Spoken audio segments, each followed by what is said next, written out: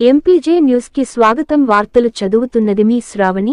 గుంటూరు చిలుకలూరిపేట రోడ్డులో తుమ్మలపాలెం వద్ద గల అమరవీరుల స్తూపం వద్ద CPI ML new democracy, CPI ML పార్టీల ఆధ్వర్యంలో తుమ్మలపాలెం అమరవీరులకు విప్లవ జోహార్లు అర్పించారు.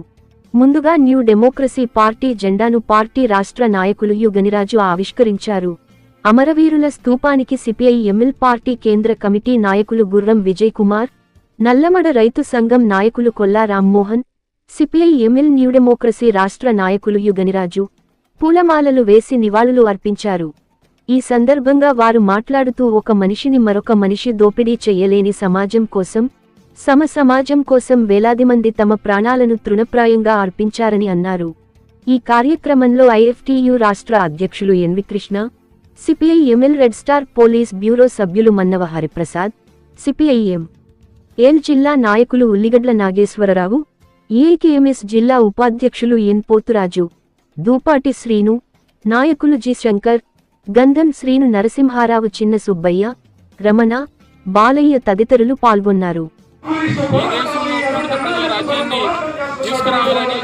అనేక వేల మంది యోధులు పెద్ద ఎత్తున ఆందోళన చేశారు, ఉద్యమాలు చేశారు, తమ జీవితాన్ని త్యాగం చేశారు.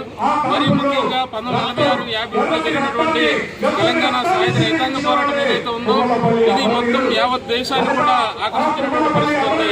ఆ క్రమంలో తెలంగాణ ప్రాంతంలోనే దాదాపు 3,000 గ్రామాలని విముక్తి చేసుకుని దాదాపు 10 లక్షల ఎకరాల భూముల్ని పేదలు పంపిణీ చేసినటువంటి చరిత్ర నాడుంది. అటువంటి తెలంగాణ సాయుధ పోరాటం సందర్భంగా ప్రభుత్వం పెద్ద ఎత్తున రాజ్యహింస విధించింది.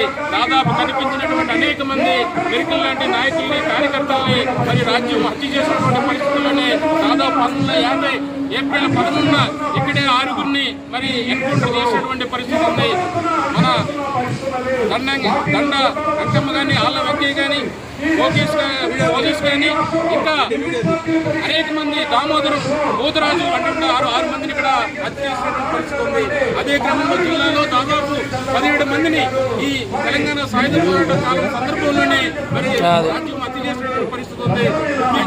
శ్రీకాకుళం సాయుధ పోరాటం ఏదైతే ఉందో ముఖ్యంగా విభజనిజాన్ని, న్యాయ విభజనాన్ని వ్యతిరేకిస్తూ మొత్తం శ్రీకాకుళం సాయుధ పోరాటం ఏదైతే వచ్చిందో ఈ శ్రీకాకుళం సాయుధ పోరాటానికి అనేక మంది విద్యార్థులు, యువకులు మొత్తం శ్రీకాకుళానికి చేరుకున్నటువంటి పరిస్థితి ఉంది. ఆ క్రమంలోనే డాక్టర్ చాగంటి భాస్కరరావు కానీ, దేవినేని మల్లికార్జున కానీ ఇటువంటి అనేక మంది మరి శ్రీకాకుళం సాయుధ పోరాటంలో తమ జీవితాన్ని అర్పించినటువంటి పరిస్థితి ఉంది. ఆ క్రమంలోనే ఏదైతే తెలంగాణ సాయుధ రైతాంగ పోరాటం, నక్సల్బరి, శ్రీకాకుళం సాయుధ పోరాటాలు, గోదావరిలో రైతాంగ పోరాటాలు ప్రధానంగా భూమి కోసం, ముక్తి కోసం, ఈ పేద ప్రజల విముక్తి కోసం సాగినటువంటి సందర్భంలో అనేక వేల మంది అమరులయ్యారు. వారందరూ కూడా CPML, new democracy ML party, ఇంకా విప్లవ పార్టీలన్నీ కూడా ఈరోజు విప్లవ జోహార్లు అర్పిస్తూ ఉన్నాయి. వారి ఆశయాల సాధనకి ముందుకు సాగుతామని శపథం చేస్తూ ఉన్నాయి. ఎందుకంటే ఈరోజు కేంద్రంలో కానీ, రాష్ట్రంలో కానీ మొత్తంగా పాలక వర్గాలన్నీ కూడా ఈరోజు సామ్రాజ్యవాదులకి, పెట్టుబడిదారులకి, ఈరోజు భూస్వాలకి, పెత్తందారులకి లోబడిపోతున్నటువంటి పరిస్థితి ఉంది. ముఖ్యంగా ఈరోజు అమెరికాలో ఉన్నటువంటి ట్రంప్ వ్యవహరిస్తున్నటువంటి తీరు మొత్తం ప్రపంచ దేశాల మీద ఈరోజు తీవ్రమైనటువంటి ప్రభావాన్ని పడేస్తూ ఉంది. ఇప్పటికే మెక్సికో, కెనడా లాంటివి, చైనా లాంటి దేశాలు తీవ్రంగా వ్యతిరేకిస్తూ ఉంటుంటే ఈ భారత పాలకులు ముఖ్యంగా 56 అంగుళాల ఛాతి ఉన్నటువంటి ప్రధాని మోదీ ఈరోజు అమెరికాకి ఈరోజు దాసోహం అవుతూ ఉన్నాడు. భారత ప్రజాస్వామిక సూత్రాలను ఈరోజు తొమ్మిదిలో తొక్కే విధంగా ఈరోజు దేశ సార్వభౌమత్వాన్ని భంగం కలిగించే విధంగా ఈరోజు మోదీ ప్రభుత్వం వ్యవహరిస్తున్నటువంటి పరిస్థితి ఉంది. ఎందుకంటే దాదాపు ఫిబ్రవరిలో కానీ, మార్చిలో కానీ జరిగినటువంటి ఘటన దాదాపు 329 మందిని మరి అమెరికా నుంచి కాళ్ళకి, చేతులకి సంఖ్యలు వేసి, బెడీలు వేసి ఈ దేశానికి పంపిస్తే కనీసం దాని గురించి మాట్లాడేటువంటి, ప్రశ్నించేటువంటి అవకాశాన్ని ఈరోజు మోదీ ప్రభుత్వం లేదు.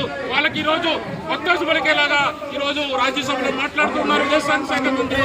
అందుకు కాబట్టి ఇటువంటి లొంగుబాటు విధానాల్ని ఈరోజు ఎంఎల్ పార్టీలు, విప్లవ పార్టీలు తీవ్రంగా వ్యతిరేకిస్తూ ఉన్నాయి. ఈ దేశంలో, రాష్ట్రంలో ఉన్నటువంటి భూములు ఏవైతే ఉన్నాయి, సీలింగ్ భూములు కావచ్చు, మిగిలి భూములు కావచ్చు, ఫారెస్ట్ భూములు కావచ్చు, పంజరు భూములు కావచ్చు, ఇవన్నీ కూడా పేద ప్రజలకు పంపిణీ చేయాలని ఈరోజు పెద్ద ఎత్తున పోరాడుతున్నటువంటి పరిస్థితుల్లో ముఖ్యంగా విప్లవ పార్టీలన్నీ కూడా ఈరోజు ఒకే తాడి మీదకి వచ్చి మొత్తంగా సమస్యల పోరాటాలకి, భూ పోరాటాలకి, ఈ దేశ విముక్తి కోసం పోరాటం చేస్తూ ఉన్నాయి. అందుకనే అమరవీరుల స్ఫూర్తితో మనందరం కూడా ముందుకెళ్లాలని ఈ సందర్భంగా తెలియజేస్తున్నప్పుడు సిపిఎంఎల్ కేంద్ర కమిటీ నాయకులు గుర్రం విజయ్ కుమార్ గారిని మాట్లాడుతున్నారు. వాళ్ళ భారతదేశంలో వ్యవసాయం కొరకు మన అమరుల ఆశయ సాధన కోసం భారతదేశంలో ప్రజాతంత్ర